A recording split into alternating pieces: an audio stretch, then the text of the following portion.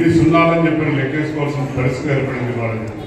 కానీ ప్రజలకి ఓ పక్కన ముఖ్యమంత్రి గారు చెప్తా ఉన్నారు, నేను బటన్ నొక్కుతున్నాను అని చెప్పారు. బటన్ నొక్కుతున్నారు, కానీ వెనకాల నుంచి మీరు ఎంత నొక్కుతున్నారో కూడా ప్రజలకు చెప్తే బాగుంటుందని చెప్పి కూడా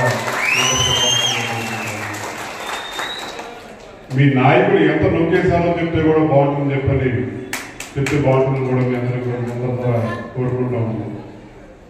సంక్షేమం అందజేసాం అని చెప్పి అంటూ ఉన్నారు. ఇవాళ ఇక్కడ ఉన్న ఆడవాళ్ళు మిమ్మల్ని అందరినీ ఒకసారి ఆలోచించమని అడుగుతున్నాను. నిత్యావసర సరుకు ధరలు ఎంత పెరిగినాయి గత 5 సంవత్సరాల్లో అని చెప్పి మిమ్మల్ని అందరినీ ఆలోచించమని కోరుతా ఉన్నాం. వాళ్ళు ఇచ్చే డబ్బులు ఎంత, మన మీద వేసే పన్ను ఎంత అని చెప్పని కూడా మిమ్మల్ని అందరినీ ఆలోచించమని కోరుతా ఉన్నాను. వాళ్ళు ఇచ్చే సంవత్సరానికి 50,000 ఇస్తున్నామని చెప్పి అంటున్నారు, 1,00,000 రూపాయలు ఇస్తామని చెప్పి అంటున్నారు, సెంటు ఇల్లు ఇచ్చామని చెప్పి అంటున్నారు.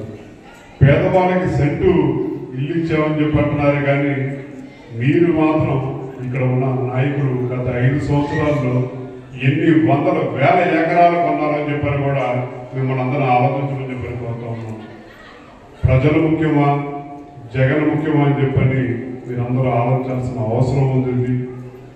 ప్రజలు ముఖ్యం, ప్రజలు బాగోగులు ముఖ్యం అని చెప్పని అనుకుంటే తప్పకుండా ఇవాళ జరిగే ఎన్నికల్లో కూటమి విజయం అవసరం అని చెప్పని కూడా మిమ్మల్ని అందరూ మీ ద్వారా కోరుకుంటాము. ఇవాళ ఈ ప్రాంతం నుంచి వచ్చి అన్ని ప్రాంతాలుగా ఏదో ముఖ్యమంత్రి గారి మీద దాడి చేశారని చెప్పి జగన్ రెడ్డి గారి మీద దాడి చేశారని చెప్పుకుంటున్నాము. మా ప్రాంతం వాళ్ళు అలాగా దొంగచాటుగా చేయలేదు. చేస్తే ఎవరు సరే టీ అంటే టీ అనుకుంటారు తప్ప దొంగచాటుగా రాలేసే రకం కానీ కాదని యంత్రాంగం, పోలీస్ యంత్రాంగం మొత్తం మీ దగ్గర ఉంది. ఇవాళ దాకా పోలీస్ యంత్రాంగం మీద ముఖ్యమంత్రి గారు ఇప్పుడు మీరే కొనసాగుతూ ఉన్నారు. ఇటువంటి చర్యలు ఎందుకు తీసుకోలేదని చెప్పని కూడా మిమ్మల్ని ఈ ద్వారా అడుగుతూ ఉన్నాం. ఓ పక్కన కరెంటు తీశారని చెప్పంట, తర్వాత ఎవరు కొట్టారో తెలియదు. అదే టైంకి లైవ్ కట్ అయిపోయింది. పోలీస్ వ్యవస్థ కొన్ని వందల సంఖ్యలో ఉన్నారు పోలీసులు, కానీ ఎవరు ఇప్పుడు దాకా పట్టుకోలేకపోయారు.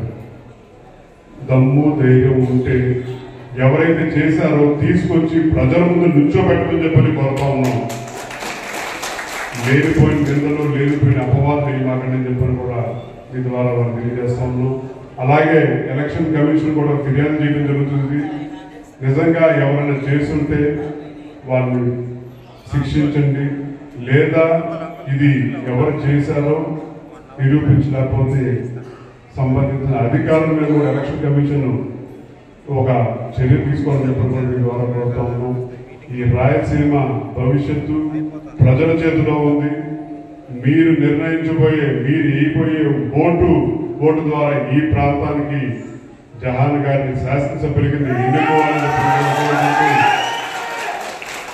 ఈ పార్లమెంట్ లో మేము ఇంతమంది ఉన్నాం అంతమంది ఉన్నాం అని చెప్పని కాదు, అందరం కలిసికట్టుగా నుంచోవాలి.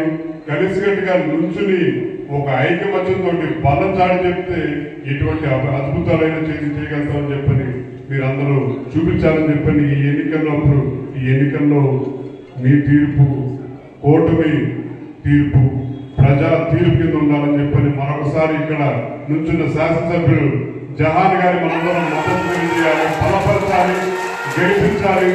అలాగే ఈ ప్రాంతానికి ఆయన ఇచ్చిన హామీ కూడా తప్పకుండా నిలబెట్టుకుంటారని చెప్పని ఇవాళ ఏర్పరిచిన అనుబంధం ఈ ఒక ఎన్నికతోనే కాదు, భవిష్యత్తులో కూడా తప్పకుండా మీతో పాటు కలిసికట్టుగా ఉంటామని చెప్పని కూడా మరొకసారి మీ అందరి సభాముఖంగా తెలియజేస్తూ ఇంత అభిమానంతో పిలిచారు.